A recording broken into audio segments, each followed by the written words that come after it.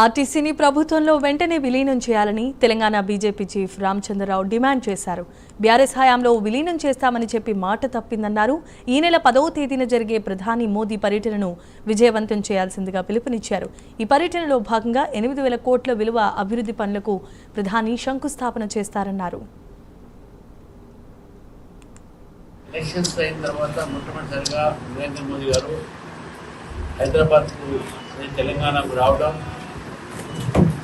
మొట్టమొదటి ఒక రాకతో దాదాపు 8,000 కోట్ల రూపాయల ఒక పన్నును వారు ప్రారంభోత్సవం చేస్తారు.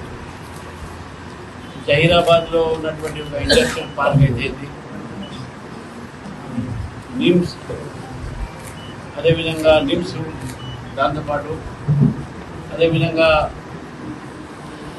మన వరంగల్లో PM Mitra handloom park, textiles park, 2 railway stations, Hafeezpet మరియు జోగులాంబ, మహబూబ్ నగర్లో జాతీయ రహదారి, కొన్ని కార్యక్రమాలు ఈ విధంగా వారు చేయడం జరిగింది. ఇది మొట్టమొదటి ఒక కార్యక్రమం. తర్వాత వచ్చిన తర్వాత చాలా ఉన్నాయి. వరంగల్